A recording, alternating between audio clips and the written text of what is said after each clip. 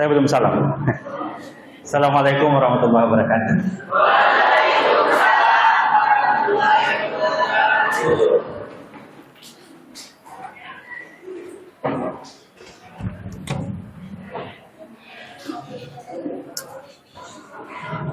Bismillahirrahmanirrahim. Alhamdulillahirrabbilalamin. Allahumma sholli ala Muhammadin wa ala alihi wasallam. Baik. Benar, ini mata kuliah hukum acara perdata ya. Kelas A. Semester? Baik. Gimana? Hasil pilpresnya menang kalah?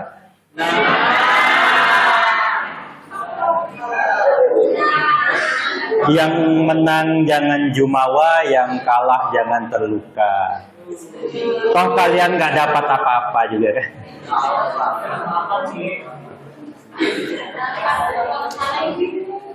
Baik, hari ini kita akan memulai mata kuliah hukum acara perdata senilai 4 SKS.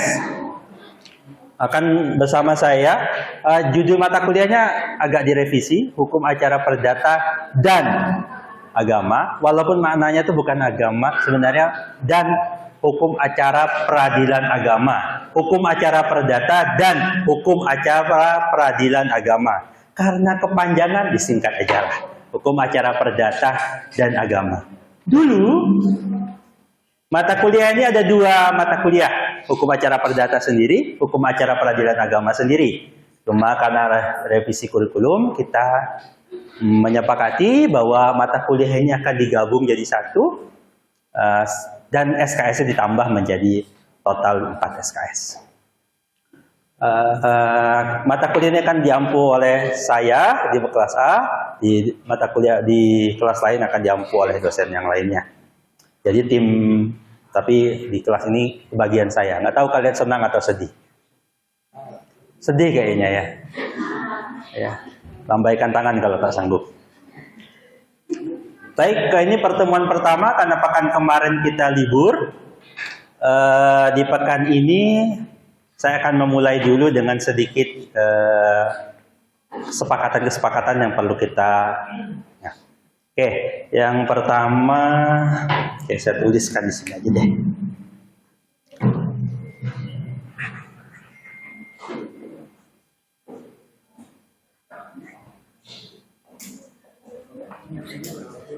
Dua kali.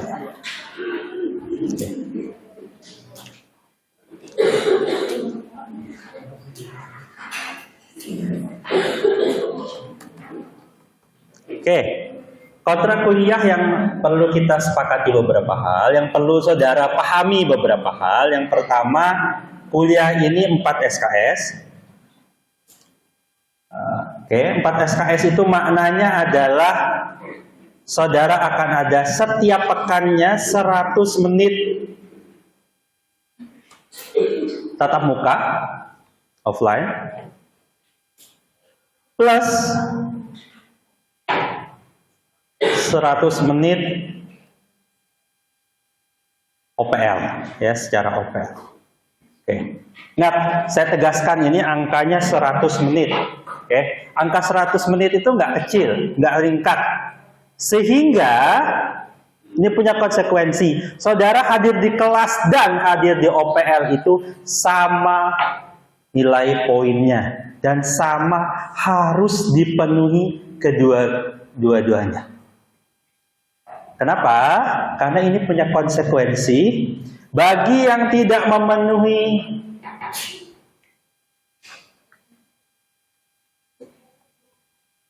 angka 100 menit offline setiap pekan, seminimal-minimalnya, ya ada saudara datang, seminimal-minimalnya 85%, maka konsekuensi pertama, saudara tidak bisa mengikuti ujian akhir semester. Saya pastikan nilainya E.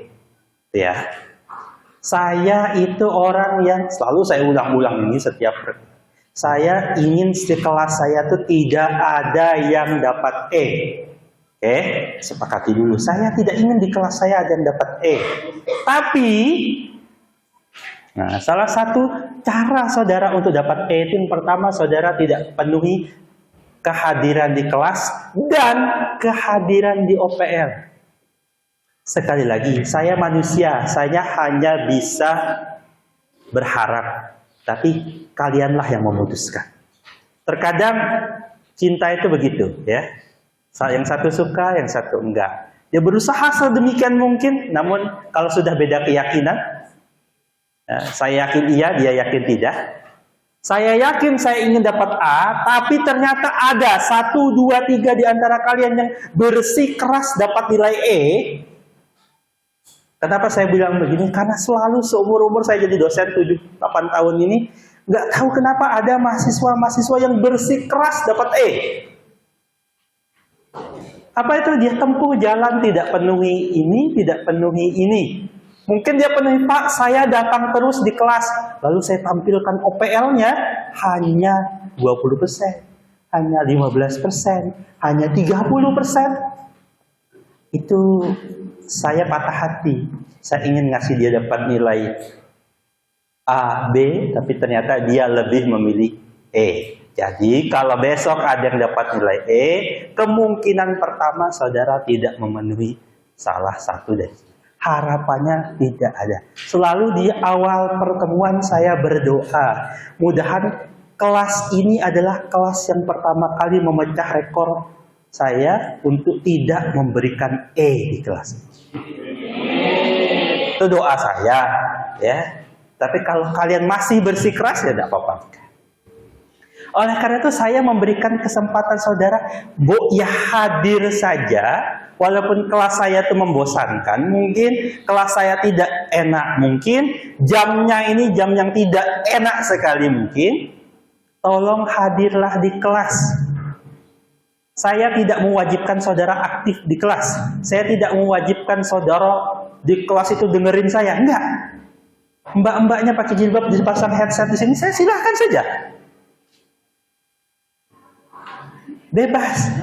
Saudara mau nggak dengarkan saya tidur, boleh. Sekali lagi ya, saya bukan dosen yang menghalangi mahasiswa mau tidur, mau apa. Saya cuma minta satu, saudara hadir. Yang kedua, saudara tidak bikin keributan di kelas ini. Ya. Jadi yang ngantuk, tidak semangat kuliah, datang saja. Datanglah walaupun tak berguna. Tetaplah hidup kan itu, walaupun tak berguna. Datang saja. Tidur kek, mau mabar kek, silahkan aja. Saudara main HP, saya silahkan. Syaratnya satu, jangan ribut. Jadi kalau mau main game silahkan. Itu urusan saudara, nggak dapat nilai ya nggak apa-apa. Karena saya janji, bagi ini pegang kata janji saya ya, bagi yang hadir selalu hadir, terpenuhi OPL-nya, itu saya jamin lulus di kelas saya. Lulus tuh apa nilainya? C.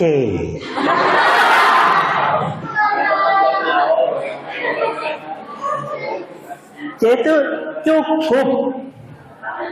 Ya, C itu bukan jelek kan ya? C itu cukup. Jadi dia pegang janji saya ya. Nanti silakan ditagih. Kalau ada yang merasa dia datang terus, dia OPL-nya terpenuhi, tugas dikerjakan, UAS ikut, UTS ikut, ya semua diikuti. Oh Pak, kalau gitu harus dapat apa? Sebentar.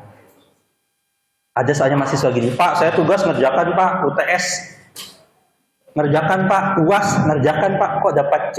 Jawaban saya, ya nilaimu jelek. Ya, kayak gitu. Jadi asal terpenuhi semua syaratnya, saudara akan lulus di kelas saya. Seminimal-minimalnya C. Tuh, kurang baik apa saya kan? Jadi tolong dipenuhi karena selalu ada. Saya nggak ngomong, saya nggak tahu saya pernah ngajar di kelas kalian ini apa enggak. Ada yang saya pernah ngajar di kelas ini enggak? Oh ya, saya perkenalkan diri dulu berarti ya. Nama saya Muhammad Nurholis Al-Hadi. Saya dosen di sini ya. Gitu aja lah cukup kenalannya.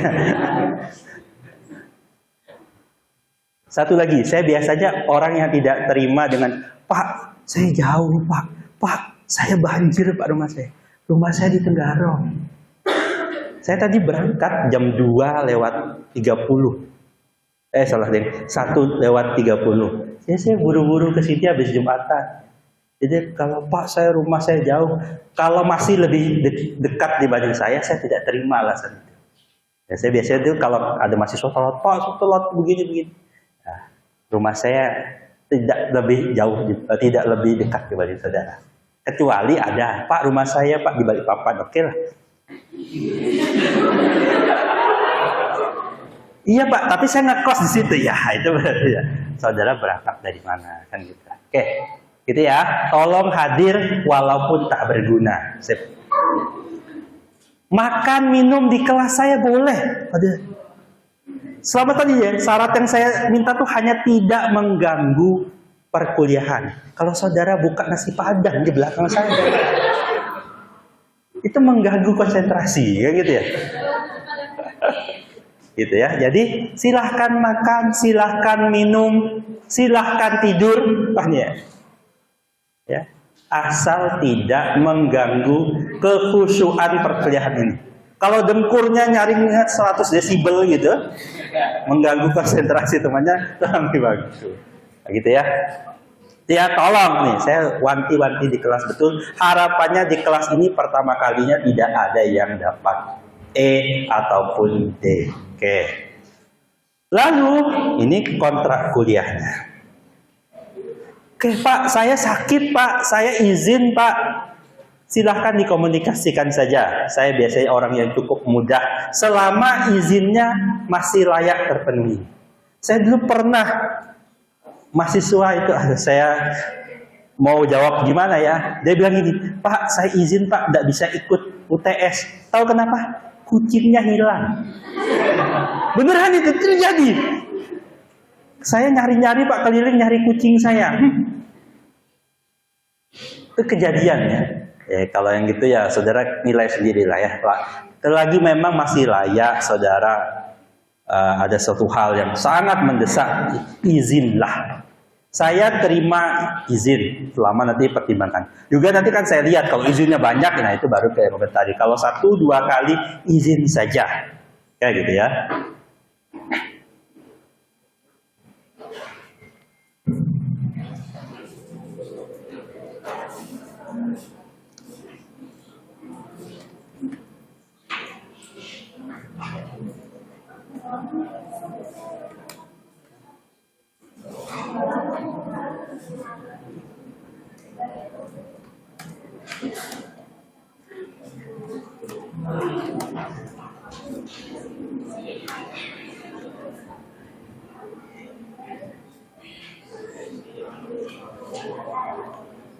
Baik. Lalu Pak, saya dapat nilai segini tuh dasarnya dari apa, Pak? Nah, penilaian saya ada 4 item ini. Itu sama pada dasarnya seluruh dosen. Presensi itu poinnya 5%. Presensi dari mana? Dari 2 ini. Jadi 2 ini itu memang nilainya untuk nilai itu hanya 5%. Tapi dia berkontribusi besar untuk kelulusan saudara. Karena tidak bisa mendapatkan poin ini kalau saudara tidak memenuhi presensinya. Oke, nilai presensi. Jadi kalau ada mahasiswa, Pak, saya datang terus di kelas, Pak. Iya, itu nilainya hanya 5%. Oke, yang kedua nilai tugas saudara. Ini saya buka rahasia saya selalu bantu mahasiswa saya dengan nilai tugas 30%. Saya tahu ada mungkin saudara itu yang nilai UTS-nya akan jeblok, UAS-nya akan jeblok. Yang bantu saudara siap di mana? Di sini, di nilai tugas. Jadi tolong tugas dipenuhi. Apa tugasnya nanti akan berjalan dengan nanti disampaikan. Lalu pastikan saudara mengikuti UTS dan UAS. Apabila tidak mengikutinya, maka ya pasti saya pastikan dapat nilai D atau E. Ya. Sekali lagi, saya ingin dapat nilai, kalian semua dapat nilai A. Tapi kalau kalian begitu gigih, hadir terus, tapi nggak ikut salah satu di antara ini, atau tidak mengerjakan tugasnya, saya pastikan saudara tidak akan lulus di kelas saya.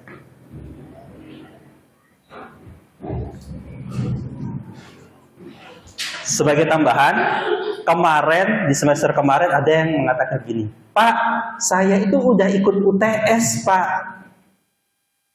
Di open learning itu, Pak. Tapi saya bukakan open learning-nya, ternyata nilainya di open learning 0. Gimana solusinya? Saya nggak bisa ngasih solusi apa-apa, karena saya hanya lihat data yang ada di open learning. Jadi, ini saya wanti-wanti di awal.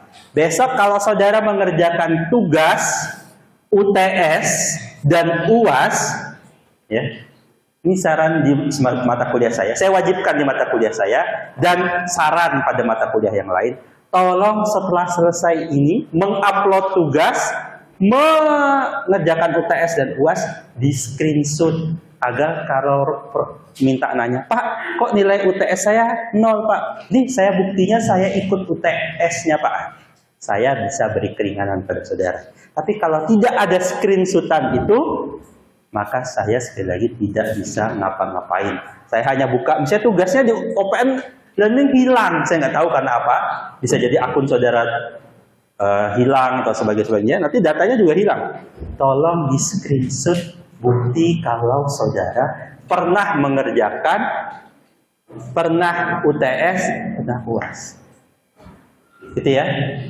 Itu kayak teman saya yang kalah pilpres ini, dia ngomong gini, yang penting aku pernah berjuang, nah, gitu.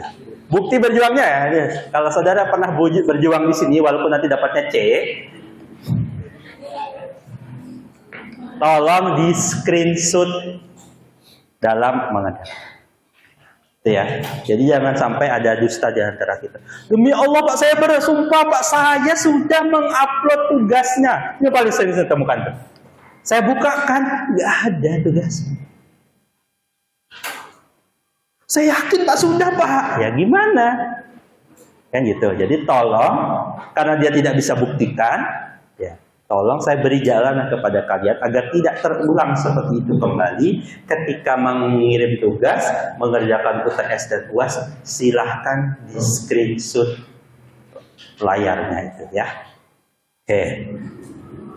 Jadi kontrak kuliah saya tuh sesimpel ini saja, tidak macam-macam ya. Saya bebaskan kalian mau makan, minum, tidur, salto di belakang aja.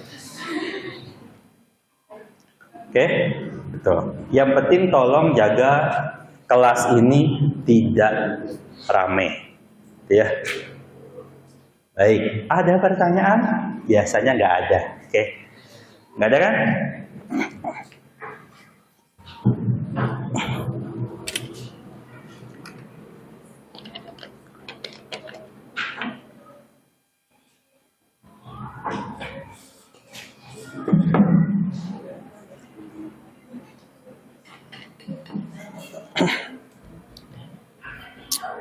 Baik, kalau tidak ada pertanyaan, saya akan masuk ke perkuliahannya. Mata kuliah kita itu namanya Hukum Acara Perdata. Oke? Berarti konsekuensinya saudara dianggap telah lulus mata kuliah perdata, hukum perdata. Ada yang nggak lulus di sini? Kalau nggak lulus hukum perdata, seharusnya tidak diperkenankan ikut kelas ini. Tapi terkadang ada 1-2 yang dosennya nggak memperhatikan secara detail. Nah, ternyata dia ikut di sini. Tapi saya sarankan tolong untuk mengecek kembali, memastikan bahwa saudara lulus mata kuliah hukum perdata. Oke. Lalu perkuliahan di Fakultas Hukum itu adalah mata kuliah yang saling terkait dan berkesinambungan. Jadi tidak berlaku hukum kepada mantan. Apa itu? Yang berlalu biarlah berlalu. Itu tidak berlaku di perkuliahan. Kenapa? Karena mata kuliah hukum perdata itu memang sudah berlalu. Tapi dia tidak untuk dilupakan. Biarlah mantan yang dilupakan. Buanglah sampah, buanglah mantan. Gak bisa hilang Pak, masih ingat ya, sudah nasib.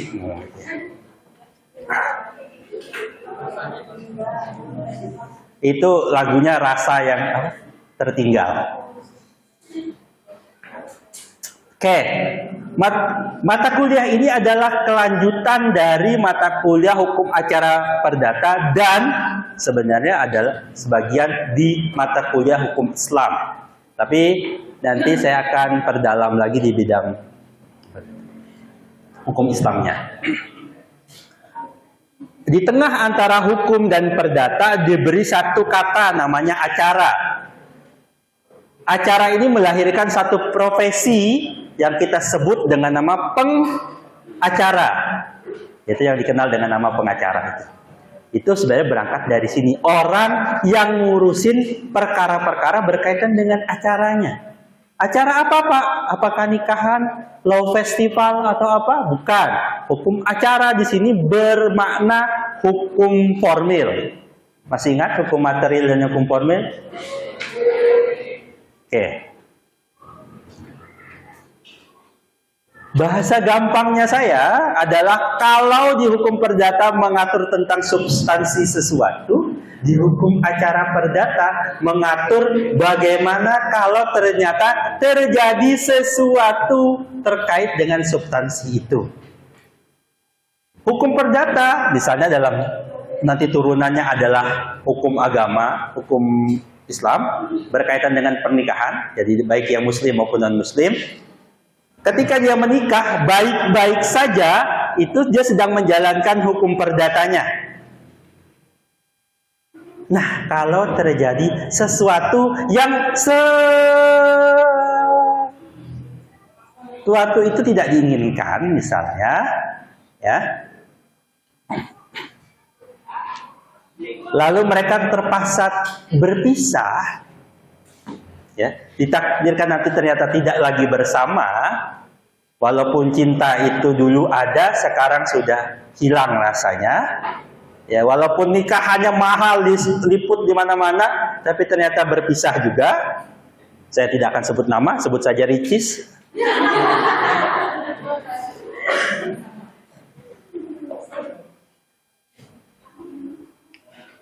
Lah kalau terjadi menikahnya itu melaksanakan hukum perdata. Nah kalau terjadi masalah, ya, maka bisa diproses, salah satu namanya adalah perceraian. Nah proses melakukan itu diatur di dalam hukum acara perdata. Bagaimana cara cerainya Pak? Nah, itu diatur dalam acara perdata. Di pemilu kemarin itu ada orang-orang yang terkenal dengan nama aliasnya. Mayoritas artis itu, ya banyak itu, yang nama aslinya tidak sama dengan nama panggungnya. Ya. Maka ketika mau nyalek, salah satunya, mereka melakukan beberapa hal. Salah satu yang dia tempuh adalah dia memproses, karena ada masalah, dia akan memproses dengan hukum acara perdata perubahan nama.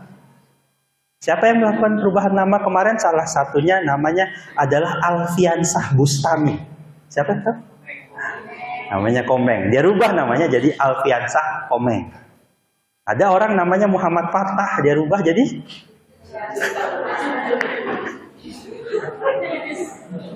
Bapak kok tahu ya? Gitulah, itu kan saya bicara kasus saja. Kasus-kasus itu penting untuk kita lihat, lalu kita nilai dari sudut pandang orang hukum. Jadi ini saudara kan orang hukum nih. Biasakan menilai sesuatu sebagai orang hukum.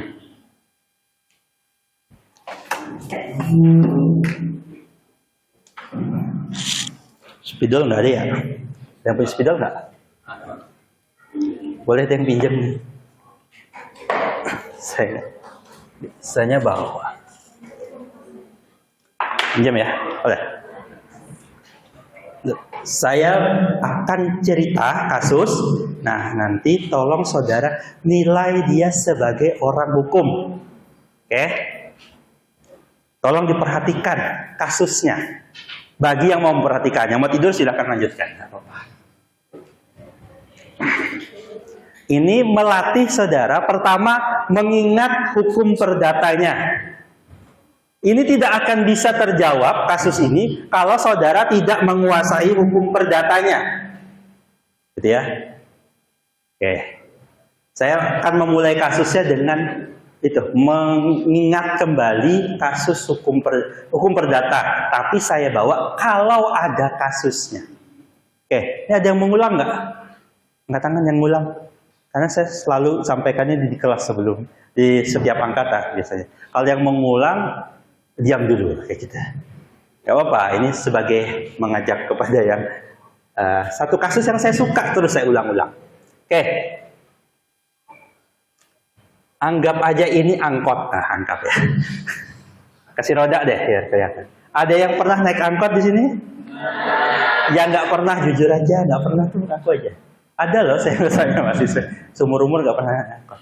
Saya orang Tenggarong, yang hidupnya di Tenggarong aja itu nggak akan pernah naik angkot. Kenapa? Di Tenggarong nggak ada angkotnya. Ya, ngaku aja kalau nggak pernah naik angkot. Pernah Pak, tapi dulu banget. Oke.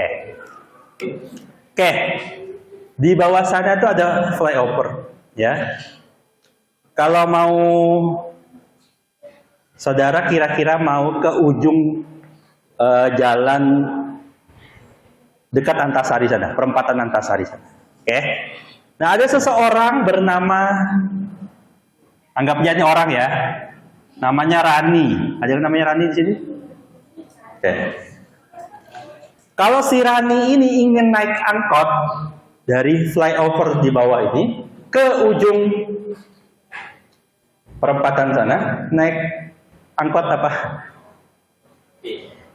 Saya tidak tahu namanya ya. Kira-kira naik angkot. Apa yang dia lakukan kalau mau naik angkot?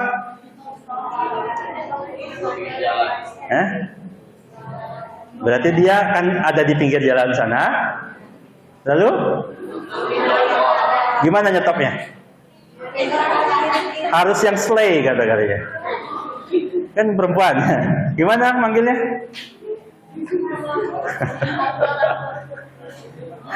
Kira-kira begitu ya. Dia lambaikan tangannya. Apa yang dilakukan angkot melihat ada orang lambai tangan? Kata drivernya, tak sudi aku. Enggak. Dia merasa itu adalah panggilan buat dia akan berhenti. Apa yang terjadi? Setelah kejadian berhenti itu? Naik. Terus? Waktu mau berhenti? Ngomongnya apa?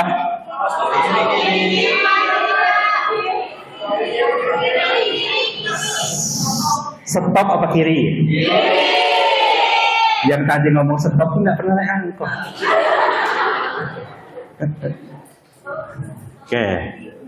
Ya bolehlah ya, kita terimalah stop ya. Intinya dia berhenti. Habis berhenti,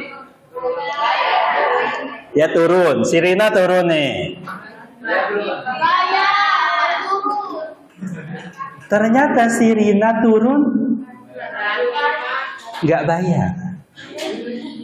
Oke, kalau dia naik proses naik bla bla bla bla bla bla bla bla bla bla bla sampai di sini. Oke, sampai dia naik berhenti ini aman aja. Jadi masalah ketika dia kenapa? Dia tidak bayar.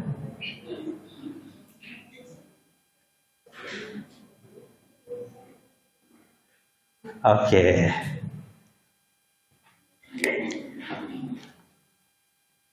Mari kita lihat dari sisi orang hukum, bukan dari orang manajemen. Orang manajemen bilang, ya rugi Pak, jangan dibayar. Gitu. Oh dibayar Pak, kan jual beli apa macam-macam lah gitu kan orang manajemen, nggak paham istilah hukum. Dari segi orang psikologi, dasar Rina nih, Gen Z tak bermoral katanya. Misalnya, ya kan dia nilai dari sudut pandang psikologi misalnya ya, misal. Dari sudut pandang dosen AIK, sungguh terlalu zalim pada supir. Yang kau lakukan itu suatu kezoliman besar. Dia sudah jadi payah. Nah, gitu ya.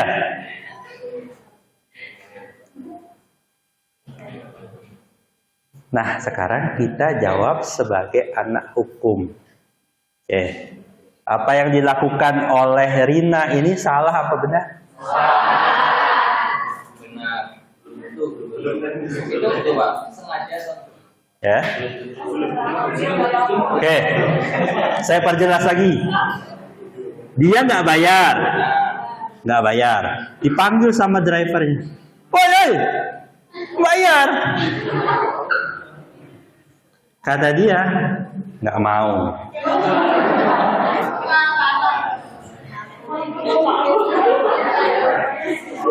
Memang biadab banget namanya dia.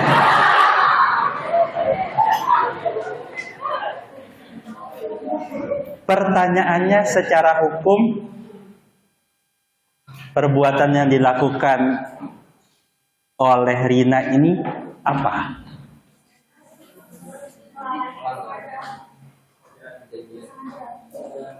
Perbuatan yang dia lakukan kategorinya apa? Silakan. Ayah, angkat tangan. Saya tanya sebagai orang hukum. Dan itu sudah dipelajari di hukum perdata.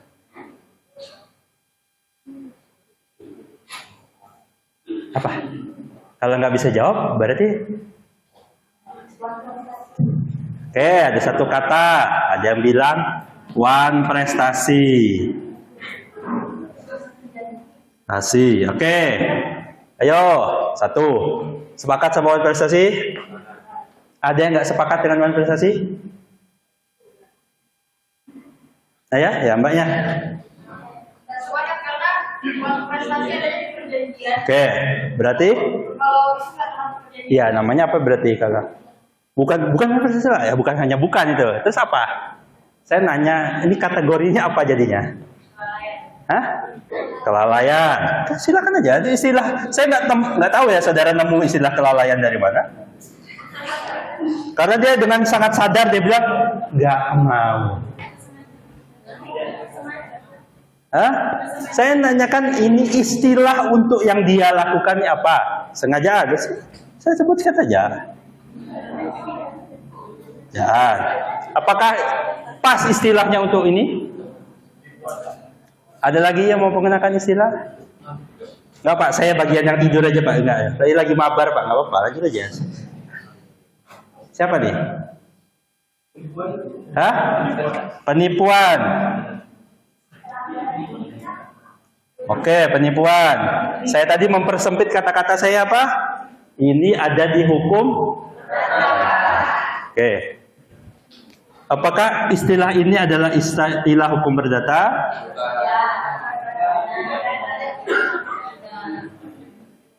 Apakah kesengajaan dan kelalaian ini juga istilah-istilah yang akrab dengan hukum perdata?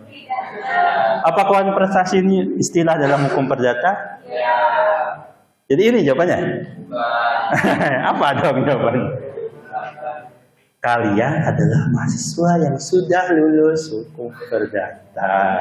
Kalau tidak bisa mengkualifikasikan perbuatan yang dilakukan oleh Rani biadab ini, maka dipertanyakan nilai yang saudara dapat. Pak, bagian ini itu pas saya nggak masuk Pak. Gitu. Alasan sekali kan? Gimana nih? Apa nih? Prestasi? Ada lagi?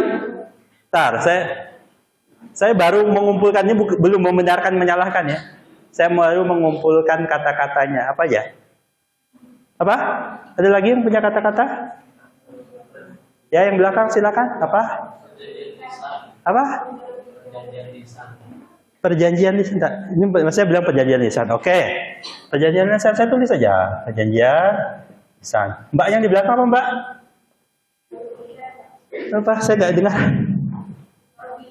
Merugikan. Oke, merugikan.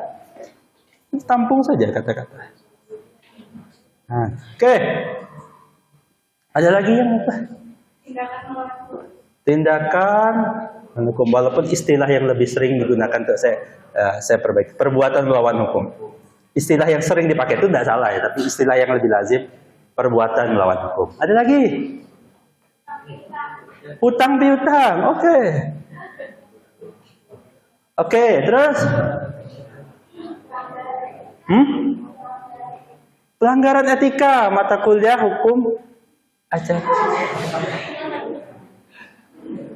Oke, nggak apa-apa. Nanti kita hapus mana yang menurut saudara tidak pas. Ayo, ada lagi? Saya sering dulu pakai gitu, misalnya ngaku aja. Kalau ini nggak dipanggil nyahut masih. Kalau saya pergi pak. Atau ada yang bilang Rani nggak punya uang. Gimana? Apa yang dilakukan? Sudah nih. Masih ada kata-kata lain nggak? Sekali lagi saya batasi ini dalam ranah hukum perdata. Ya, saya juga ngajar hukum acara pidana. Saya S2 saya bidang litigasi, jadi saya akan banyak berkutat dengan hukum acara, istilah acara itu. Saya batasi ini di mata kuliah hukum hukum acara perdata. Oke. Ada lagi nggak tambahannya? Apa tadi? Pelanggar etika, hutang piutang, perbuatan melawan hukum, perjanjian lisan, wan prestasi, kelalaian, kesengajaan, penipuan. Bentar ya. Memang begitulah ya. Saya nulis sendiri aja saya lupa. Ada yang ingat-ingat. Merugikan, ya.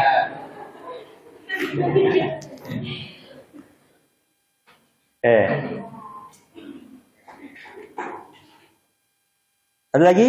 Enggak? Sudah cukup nih? Cukup nih? Kalau sampai di kelas ini, sebentar ya. Ini jam berapa tuh? Oke, ini mau asar. Saya tawarkan dua hal. Saya tawarkan selalu di kelas yang nabrak jam sholat. Opsinya dua. Kalau saran dari rektorat, kalau saran dari Badang AIK, itu waktu sholat kita break sholat. Oke, break sholat ini karena ini lantai 7 ke sana kira-kira 15 menit. Oke, 15 menit. Jadi itu opsi terbaik menurut saya, tapi tidak efektif karena memecah waktu sholat. Kita selesai jam 16.30, tapi kalau sampai 16.30 juga kelamaan, saudara itu. Saya beri opsi, saya break 15 menit, atau breaknya saya geser ke belakang. Jadi kelasnya tidak saya tuntaskan sampai 16.30, namun 15 menit lebih cepat. Itu opsi. Atau opsi terakhir ya, sudah full aja Pak, nanti kok sholatnya habis jam. Ya, silakan kalian.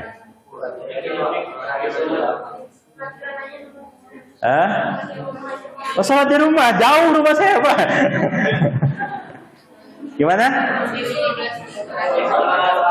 Break, ada 3 opsi. Break, lebih cepat, selesai lebih cepat, atau full saja.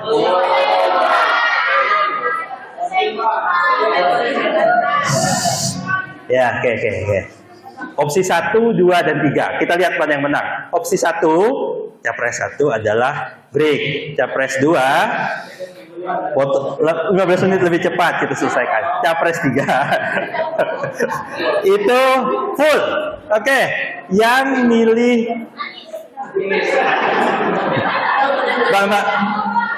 Mbaknya KPU ya. Mbak berdiri Mbak. Berdiri. Mbak jadi KPU. Menilai kira-kira jumlahnya yang menang yang mana. Oke. Yang milih capres 1. Pilihan 1. Nggak ada hubungannya sama Anies Prabowo. Pilihan 1? Nggak ada yang milih pilihan 1. Pilihan 2?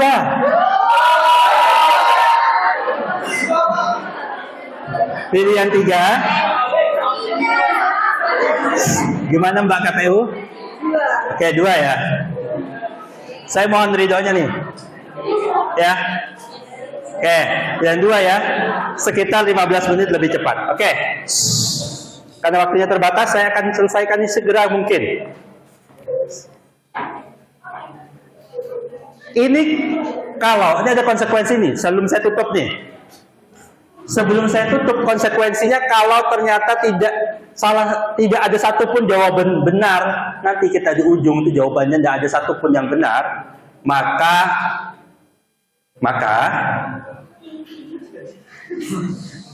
Adib minggu depan wajib menjawab sampai benar. Ya, tidak akan selesai sampai kalau jawabannya benar. Oke, gitu ya. Kan kita lanjutkan, silakan dicari PR dan sebagainya ini.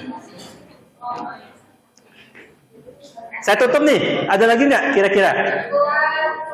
Tutup. Baik.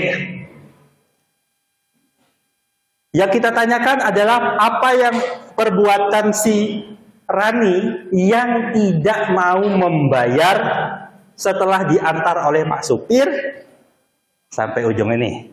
Oke. Karena ini mata kuliah hukum acara perdata, maka yang hubungannya sama etika atau istilah yang tidak berkaitan dengan hukum perdata saya hapus dulu. Oke, karena ini bukan etik, ya walaupun ada wapres pelanggar etik. Oh bukan. Oh jangan Pak, saya ini pendukung nomor 2. Itu kan isu yang.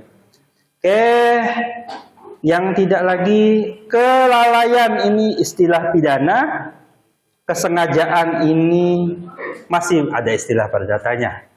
Tapi tidak pas ya, saya hapus saja. Penipuan juga bukan hukum perdata. Oke. Sudah tersempit. Satu, hutang piutang. Apakah perbuatan tidak mau membayar itu adalah istilahnya hutang piutang? Yang jawab hutang piutang siapa lagi? Masih mempertahankan hutang piutang? Masih mempertahankan? Suara banyak belum tentu benar.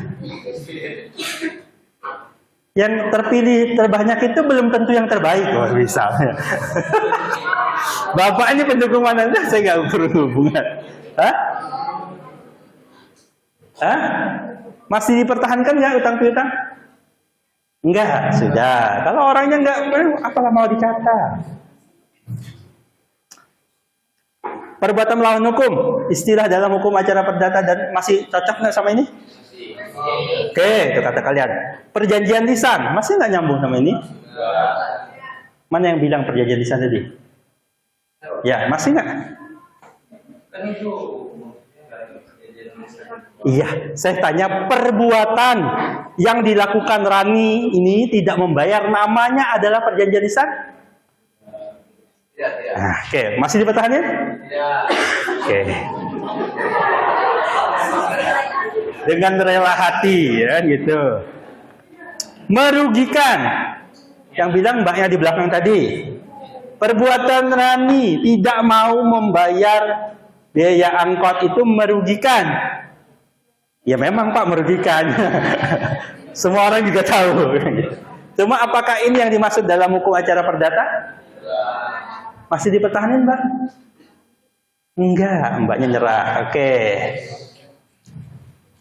Oke, tinggal 2. Berarti cukup 1 putaran ya. Kalau 3 berarti ada 3 atau lebih kan potensi 2 putaran. Kalau ini cuma ada 2. Oke. Habis Mas. Oke, masih ada. Sip. Oke. Yang lebih tepat yang atas apa yang bawah? Perbuatan? Kenapa deh? Karena dia sudah Apa? Mana yang? Ya, boleh. Katakan, silakan. Saya menjawab karena supirnya sudah memberikan kewajiban dia untuk mengantarkan penumpangnya, tetapi penumpangnya tidak memberikan hak berupa upahnya, itu dimaksudkan dengan perbuatan melawan hukum. Sudah memberikan kewajiban tapi haknya tidak terpenuhi, apakah itu perbuatan melawan hukum? Bukan yang ini.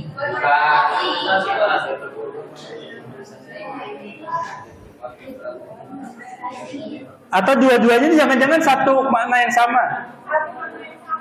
Satu makna yang sama dua-duanya nih.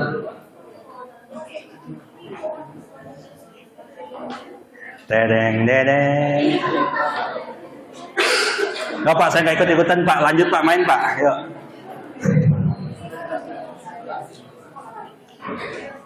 Oke, prestasi nggak masuk. Wan, prestasi dan perbuatan melawan hukum ini sesuatu hal yang sama atau berbeda? Sama. Betul? Sama? Salah. Dah. Beda. Ya berarti jawabannya pasti beda ya gitu. Bedanya apa? Sudah dipelajari di perdata kan ya? Oke, silakan ada yang mau jawab. Kalau perbuatan melawan hukum itu dia sudah pasti merugikan. Tapi wan prestasi belum tentu merugikan orang lain. Karena memang ada perjanjian. Contoh kalau wan prestasi kan kayak orang itu melanggar perjanjian yang telah disepakati. Oke, kalau bisa dikatakan wan prestasi, kita lihat dari awal dia berangkat sampai dia berhenti. Apakah ada percakapan tentang berapa Pak sampai ujung? Untuk kesepakatan mereka membayar biaya sampai ujung berapa? Tidak ada. Pertama, kemudian kenapa perbuatan melawan hukum? Karena tindakan dia ada kalimat keluar dari lisannya itu nggak mau. Ini ya, kita bisa ini salah satu tindakan kalau misalnya kita menemukan orang yang datang kepada kita gitu bertanya masalah ini, kita perlu menanyakan secara detail bagaimana kejadian itu tersebut terjadi. Oke, si Rani itu datang menyampaikan nggak mau seperti itu. Itu salah satu hal tindakan yang perbuatan melawan hukum, di mana perbuatan melawan hukum itu kan sudah tentu itu yang merugikan, ya perbuatan melanggar hukum yang membawa kerugian kepada orang lain seperti itu. Kemudian ya untuk sejauh ini sampai situ sih Pak. Oke. Siap, terima kasih. Jadi kata Masnya tadi ini dua hal yang berbeda. Ya, kan sepakat itu ya, berbeda. Bedanya apa? Kata Masnya tadi bedanya, sini ada kerugian, yang ini belum tentu ada kerugian. Ini rugi nggak dia? Supirnya? Rugi. Berarti perbuatan melawan hukum?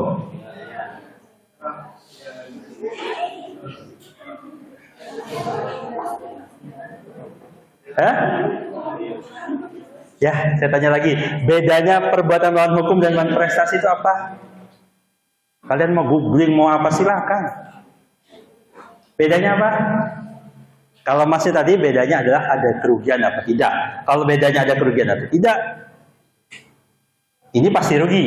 Ininya ya supir yang rugi. Berarti ini perbuatan melawan hukum. Kalau ikut penjelasan masnya tadi. Oke, ada yang lain? Atau sepakat dengan masnya tadi? Hah? Nah, ya apa? Pasti apa? Kalau bisa mengatakan belum pas, tahu berarti yang pas apa? Oke.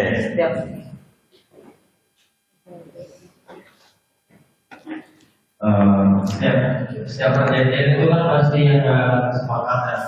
Ya. Mau perjanjian gimana pun kalau tidak ditepatin itu pasti merugikan. Begitu saja Pak. Jadi prestasi apa perbuatan melawan hukum? Menurutmu? Menurutmu? Perbuatan melawan hukum. Perbuatan. Menurut masnya perbuatan melawan hukum. Menurut masnya? Perbuatan melawan Hukum sama deh berarti. Maksudnya walaupun prestasi Ya, penjelasan dan prestasi sama ininya. Oke. Walaupun konklusinya nanti ujungnya sama. Begitu ya. Bisa jadi yang mendukung capres 1, 2, 3 itu ide tujuannya beda-beda, tapi yang dipilih sama. Oke. Jadi jangan pernah menyamakan semuanya pasti sama. Oke. Walaupun kesimpulannya ujungnya sama. Baik. Ada lagi yang masih tahu bedanya perbuatan melawan hukum dan prestasi? Saya tipe yang suka menyampaikan kasus dulu baru nanti kita masuk materinya. Karena apa? Materi ini bermula dari kalau kita tahu ada masalah. Oh, kita nggak tahu ada masalah apa enggak? Jangan-jangan ujungnya ternyata ini bukan masalah hukum, Pak.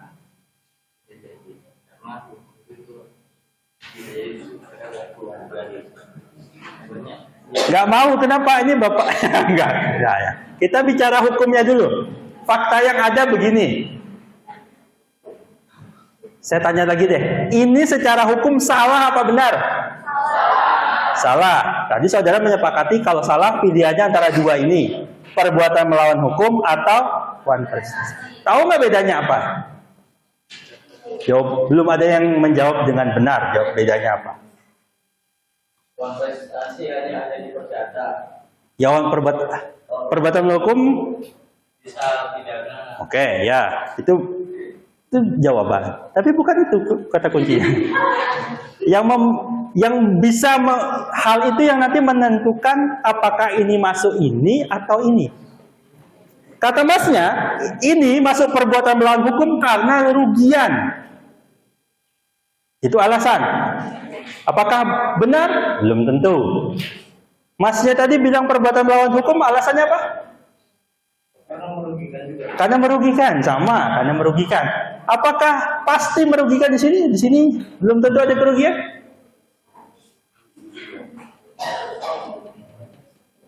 Apakah karena ini terjadi kerugian maka dia masuk sebagai perbuatan melawan hukum? Ya. Sepakat di kelas? Ada jawaban lain? Apakah semua kelas ini sepakat bahwa yang dilakukan ini adalah perbuatan melawan hukum? Adakah jawaban berbeda? Ada yang berbeda?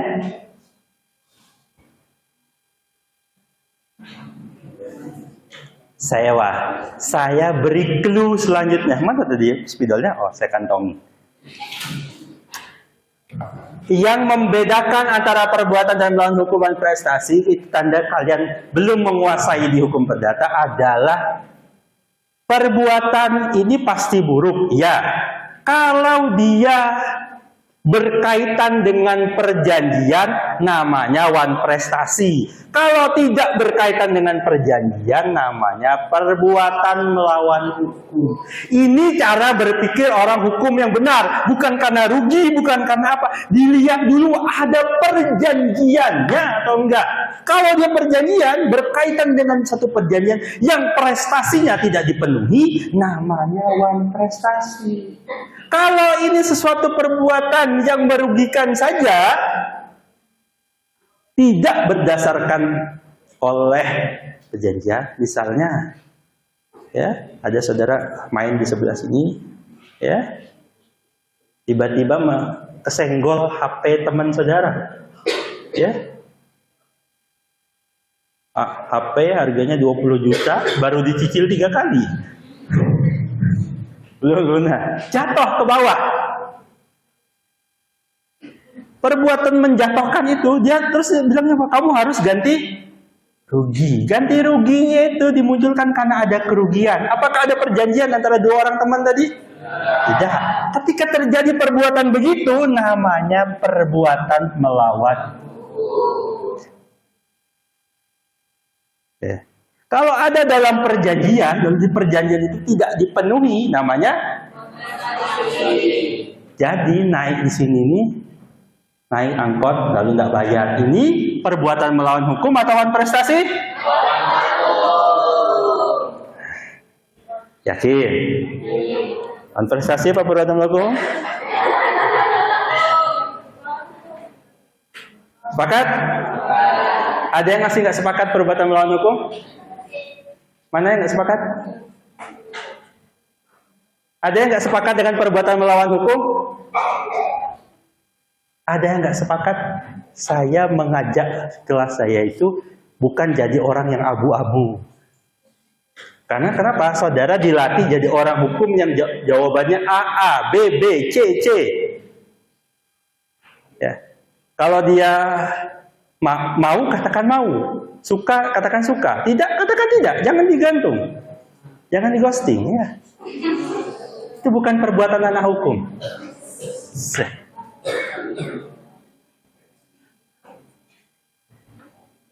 Sekali lagi saya tanya. Tadi jawabannya mengarah katanya ke perbuatan melawan hukum. Dengan dasar ini tidak ada. Sepakat? Sepakat? Adakah yang masih nggak sepakat? Tadi kayaknya saya dengar ada nggak sepakat. Wajah-wajah ada? Sepakat nih? Yakin? Ada nggak yang masih nggak yakin? Ada? Oke, saya ganti lagi.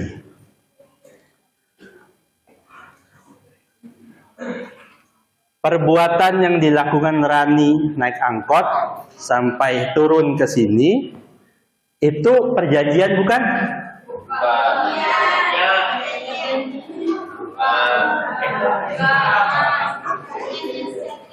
Kalau ini perjanjian, tidak ada istilah hukum perjanjian secara tidak langsung. Jangan gunakan istilah-istilah yang tidak ada dalam istilah hukum.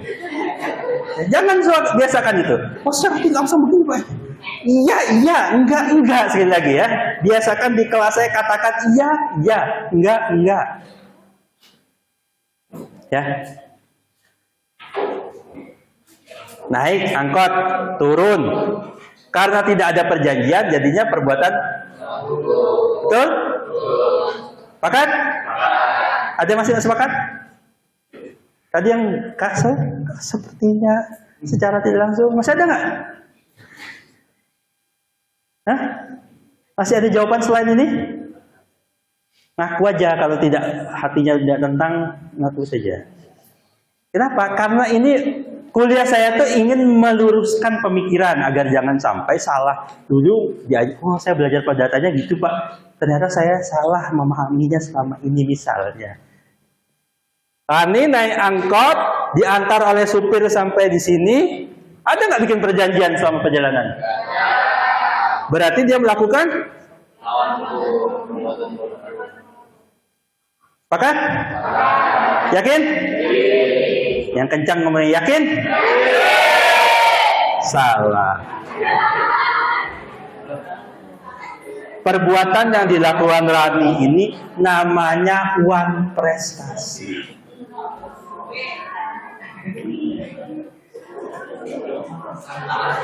Alasannya kenapa? Karena yang dilakukannya ini tadi sudah ada teman saudara bilang namanya perjanjian lisan. Salah satu bentuk perjanjian apa saja? Jual beli. Ada nggak yang pakai tertulis waktu ke kantin?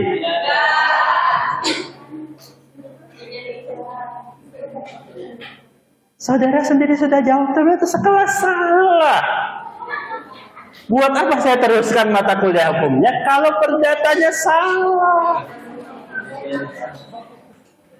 Salah satu syarat perjanjian itu sebentar. Apakah Rani sama supir ini pernah ngomong? Apakah ada perkataan selain ketika dia bilang, "Boy, bayar"? Nggak mau. Ada? Nggak ada. Kapan perjanjiannya, Pak? Dasar hukumnya apa, Pak? Orang ini akan jawab, orang hukum akan bicara dasar hukumnya apa. Perjanjian dasar hukumnya apa? Berapa? Itu 320 KUH Perdata. Isinya apa? Syarat perjanjian? Sepakatan. Cakap. Hal tertentu. Sebab yang halal, klausa yang halal ya, oke. Halal. Oke. Halal kan naik angkot? Halal itu maksudnya ya diperbolehkan sesuai undang-undang. Sah naik angkot? Oke, terpenuhi. Kalau mau orang hukum ditanya apakah ini perjanjian atau enggak, mikirnya dasar hukum perjanjian itu apa? Perjanjiannya ada bener enggak? Syaratnya terpenuhi apa enggak? Oke. Hal sesuatu yang dibahas apa? Yang tiga tadi Mbak, saya jadi lupa nulis apa? Hah? Hal tertentu. Oke. Tertentu. Apakah ada hal tertentu yang dilakukan? Ya. Apa itu? Berpergian, Pak. Cari ini cari pasal tentang perjanjian nih, kata kuncinya perjanjian pengangkutan. Googling coba. Berapa? Pasal berapa ini? Perjanjian pengangkutan. Nemu sudah belum? Perjanjian pengangkutan pasal berapa? Pengangkutan. Oke. Ada? 1.600. Ada ya intinya 1.000 itu. Oke, ada kan? Saya nggak ngomong. Ada. Berkaitan apa? Perjanjian pengangkutan. Pengangkutan itu bisa orang, bisa barang. Pengangkutan apa ini? Orang. Cakap Radi sama supirnya? Ya kira-kira cakap lah ya. Nah pertanyaannya apakah ada kesepakatan?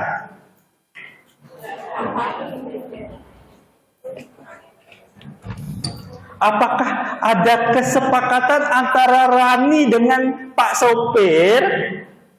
Pak, tolong antar aku sampai sana. Ada kata-kata itu? Tidak ada. Pak, antar aku sampai sana ada? Enggak ada. Pak, saya mau naik, ada? Kata-kata itu ada? Enggak ada. Pak, saya naik ini bayar Pak ya, ada? Enggak ada. Pak, saya nggak mau bayar Pak, orang saya cuma mau numpang. Boleh dia ngomong gitu? Kan nggak ada sepakatan Pak.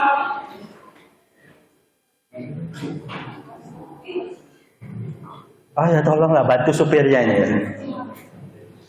Kalau ini nggak ada itu berarti nanti semua orang boleh kabur kayak Rani. Tolonglah Rani. Tolong Pak supir ini.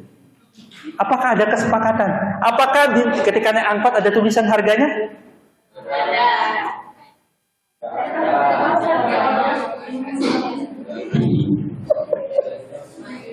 Apakah kira-kira Rani ini tahu harganya? Apakah kira-kira Rani ini tahu kalau naik angkot harus bayar? Kata Rani, oh saya nggak tahu Pak, ternyata nggak bayar. Saya itu dari Jakarta Pak. Di Jakarta itu ada namanya, Jaklingko. Jaklingko itu pakai ngetap kartu gini gratis.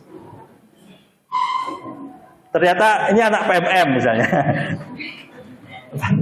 Nggak tahu kalau suruh bayar. Kira-kira boleh nggak? Pak saya nggak tahu ternyata suruh bayar. Boleh nggak Rani? Apakah ketidaktahuan pasti melepaskan orang dari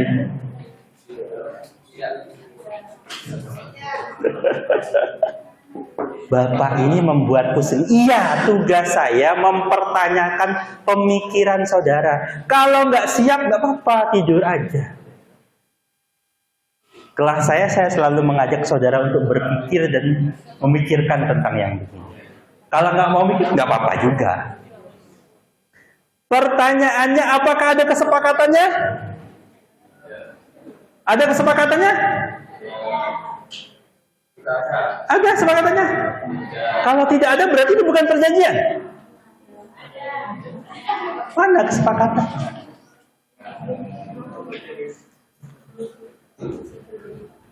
Berikan saya pikiran orang hukum, bukan pikiran. Saya juga menyadarkan begini, apakah kalian ini sudah layak berpikir secara hukum apa belum? Jangan-jangan ngakunya anak hukum, tapi tidak berpikir secara orang hukum. Ada kesepakatannya enggak? Ada enggak? Kapan kesepakatannya? Naik angkot ada dia bilang, pas sepakat ya saya naik. Otomatis. Nah kata-kata dari mana orang hukum bilang otomatis? Nah ya, kan saya sering kritisi gitu. Kita jangan mudah ngomong istilah yang bukan istilah orang hukum. Dari mana kesepakatannya ada? Kalian belajar tentang kesepakatan. Kalian sudah selesai di perdata. Bentar, waktu saya habis kayaknya. Oke, waktu saya habis. Nah, lanjut aja. Nanti, ya.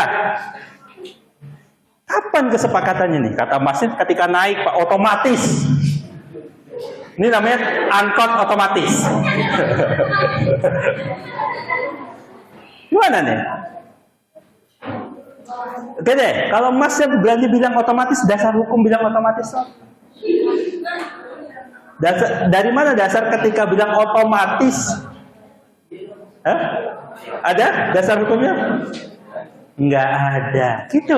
Orang hukum diakui karena dia mampu memberikan hujah, memberikan dasar hukumnya. Ya, silakan. Oke, kalau dilihat dari kesepakatannya, Ya, kesepakatannya itu termasuk dalam di KUH Perdata itu ada pasal 1330 Apa? tentang setiap orang dianggap cakap melakukan tindakan hukum. Dianggap cakap bukan kesepakatan. Cakap. Kan kita lagi bahas kesepakatan, bukan dicakap. Sudah bagus mencari dasar hukumnya, tapi belum tepat dasar hukumnya. Ya? Kalau dari pasal 1121 KUH Perdata Ya. menyebutkan kesepakatan jadian yang ada betul-betul dihilangkan pasal penipuan. Apa aja tadi? Termasuk kalau misalnya dia nggak bayar kan Pak, terus dia nggak mau tapi dia udah tahu pas dia bayar, saya akan termasuk penipuan ya Pak. Apa Ustaz? Ya kamu yang menyimpulkan. Bukan saya. Yang kasih soal kan saya. Hah? Saya nanya, kapan terjadi kesepakatan ini? Apa? Oh, masih terjadi khilapan. Oh, saya kira ini mobil saya naik angkot misalnya gitu. Kan gitu. Ada paksaan, masuk ke mesin sini, masuk diculik. Atau dia di itu, apa namanya? Hipnotis. Masuklah. Enggak? Ya. Sini ada? Enggak. Si Rani naik dengan ikhlas ya. Sepakatannya itu berada di ketika dia memilih untuk menaiki angkot itu. Oke, jadi kalau memilih itu sepakat. Dasar hukumnya apa? Dasar hukumnya. Iya, silakan. Ya. Ya. Kesepakatannya itu ketika dia naik angkot, dasarnya adalah pasal 1320 KUH Perdata mengatur bahwa untuk sahnya perjanjian itu diperlukan syarat. Dan yang pertama Sepakatan, ya. mereka yang mengingatkan dirinya. Jadi Ya. cara naik Ya. Kenapa orang naik angkot dianggap mengikatkan diri? Dasar hukumnya apa?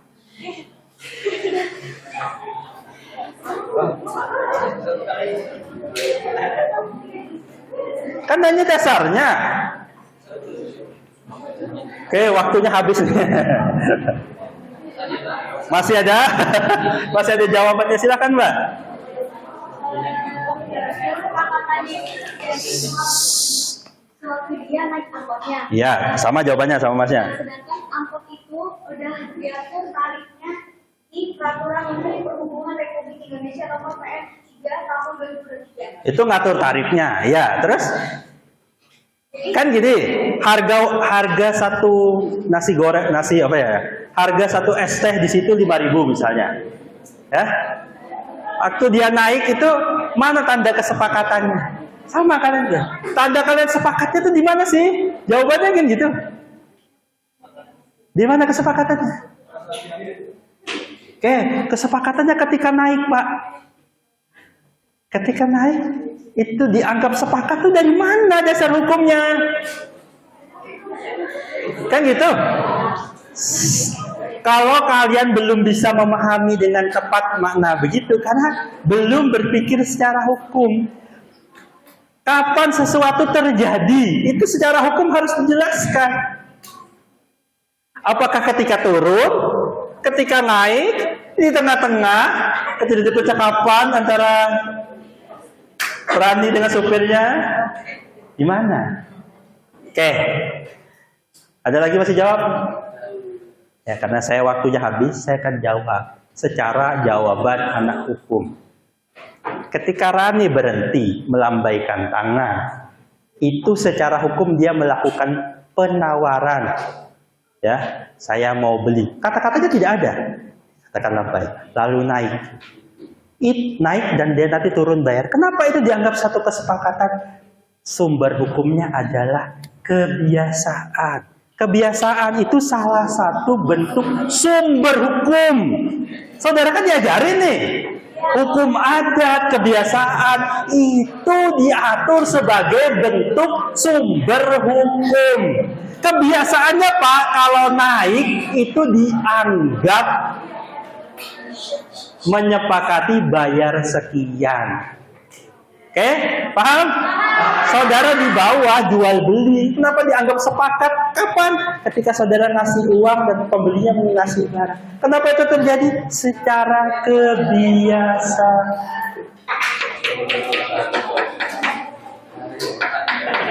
Oh gitu Pak, iya gitu cara mikir orang hukum. Kalau cara kata orang yang di luar, ya memang biasanya kayak gitu Pak. Itu belum jawaban orang hukum. Jawaban orang hukum karena kebiasaan adalah salah satu sumber hukum yang melakukan menjadi dasar terjadinya kesepakatan sehingga yang dilakukan Rani ketika naik ini dianggap sebagai satu perjanjian dan manakala perjanjian itu dilanggar namanya demikian. Terima kasih. Assalamualaikum warahmatullahi wabarakatuh.